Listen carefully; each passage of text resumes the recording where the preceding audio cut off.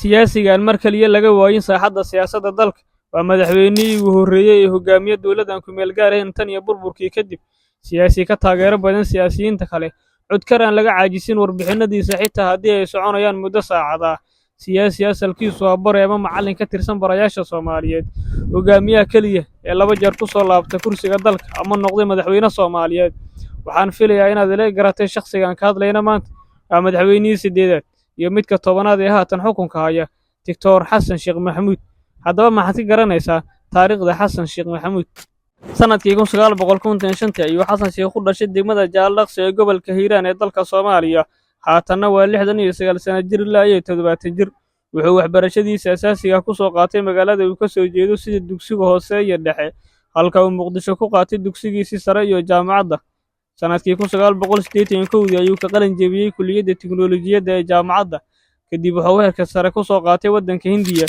soo laabashadiisii wuxuu shaqaale ka noqday wasaaradda tacliinta ee Soomaaliya isagoo maamulo ka noqday iskuulo iyo jaamacado shaqooyinkiisa ugu badnaa waxay ahayd macallinimo iyo siyaasi sidoo kale waa ganacsade iskiis isku abaabulay Xasan Sheekh waayihiisa hore wuxuu ahaa macallin balse wuxuu u soo diga rogtay saaxadda siyaasadda haatanna waa hogaamiye saameyn ku leh masraxa siyaasadda 2012 ayuu ahaa madaxweynaha dalka Soomaaliya kadib muddo xileedkiisii markuu dhamaaday 2017 ayuu u tartamay maalintiisii may noqone waa laga guuleystay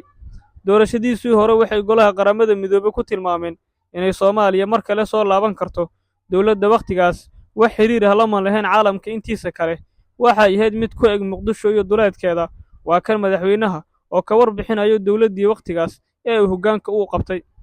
dowlad aan miisaaniyad iyo bangi dhexe oo shaqeeya aan lahayn dowlad aan xiriir diblomaasiyadeed la lahayn inta badan caalamka dowlad aanay u dhisnayn hay'adihii dawliga ahaa dowlad aan lahayn shaqaale rayid ah oo diiwaan gashan dowlad ay wax kasta oo dowlad u baahneed ka maqan yihiin caqabadihii hor yaallay way badnaayeen waxaanse diiradda saaray inaan dowladnimada hoos ka soo dhisno waxaa kooxdiisii hore iyo tan hadda loo yaqaan damul jadiid waxaana loogu bixiyey kadib markii uu saaxadda siyaasadda ku soo biiriyey kuwa aanba siyaasadda shaqo ku lahayn sidaas ayaana loogu bixiyey damul jadiid haddii aad nala soo gaartay ilaa iyo dhammaadka muuqaalka aad baad u mahadsan tahay daawade balse inoo sheer garay muuqaalka oo la wadaag asxaabtaada ciwaankana inoo soo follow garay tan iyo muuqaalka xigo waxaan inta kaaga tegayaa sidaas iyo nabadgelyo